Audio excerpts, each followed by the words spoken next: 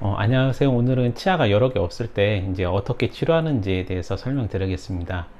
예, 군산 나운동 공익치과 원장 김양입니다. 오늘 이제 내용을 보시게 되면은 이가 여러 개 없는 특히나 이제 어르신들 같은 경우 어떻게 치료를 하시는 게 좋은지 여기에 대한 올바른 판단에 대한 도움을 받으실 거라고 생각합니다.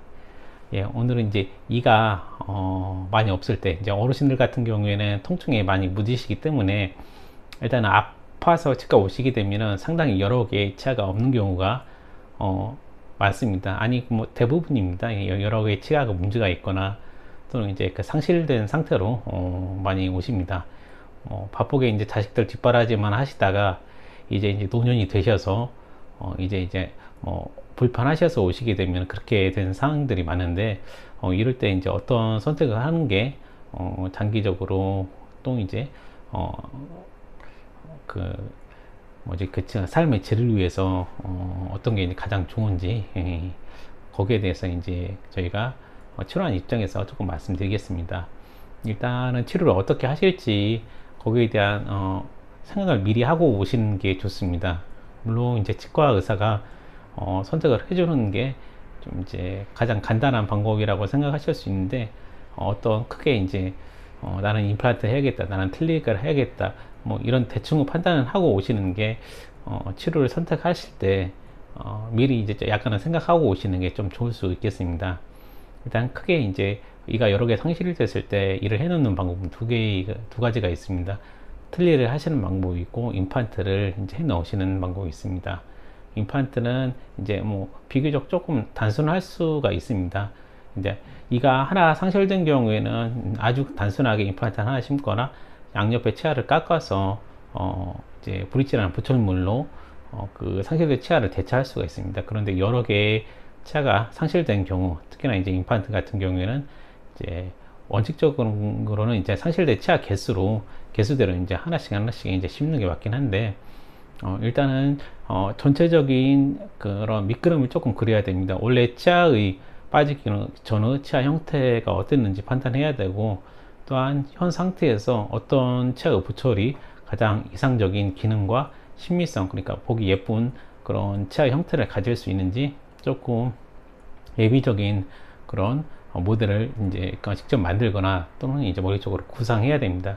그 위치에 그 적절한 보초를 생각한 후에 적절한 위치에 이제 임플란트를 식립하고 또한 필요에 따라서 저희가 이제 임플란트 심을 때 추가적인 뼈 이식을 하게 됩니다.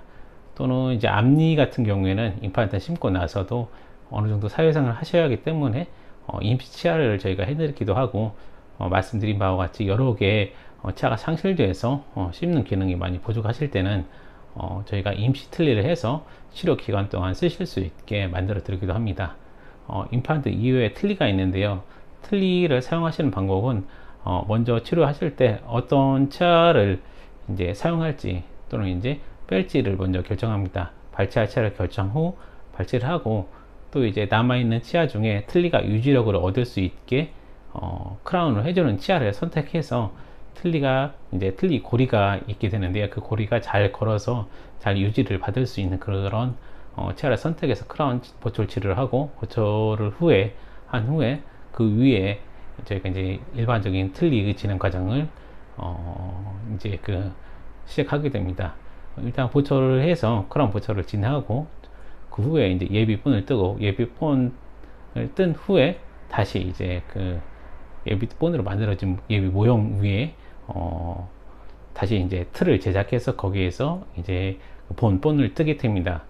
이제 틀 제작하는 과정을 말씀드린 건데, 또 그 후에 그 위에 이제 금속 구조물, 프레임이라는 금속 구조물을 만들어서 그걸 구강 내에 적절하게 잘 만들었는지 시작한 후에 위아래 악관 관계를 체득하고, 그리고 이제 악관 관계라는 거는 위턱 아래턱 맞물리는 것을 체득하고, 그리고 이제 치아 모형, 치아 배열을, 그러니까 전체적인 치아 모형을 이제 만들게 됩니다.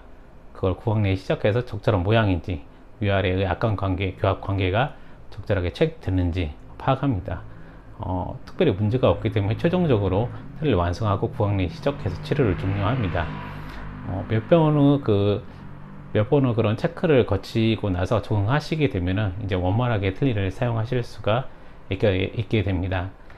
저희가 그 방금 전에 말씀드린 것 같이 임플란트를 하실 때, 틀니를 하실 때 어떤 과정을 선택하시는지 말씀드렸습니다. 또한 틀니를 하실 때는 보조적으로 보험 임플란트가 2개 되시니까 그거를 추가적인 특정한 필요 부위에 진입하게 되면은 틀니를 사용하시는데 훨씬 수월하실 수가 있겠습니다. 네, 오늘은 이가 여러 개 빠졌을 때 또는 이제 아파서 치과에 갔는데 상당 많은 치아가 상실됐을 때 어르신들이 어떤 치료를 하시는 게 좋은지 간단하게 설명드렸습니다. 네, 감사합니다.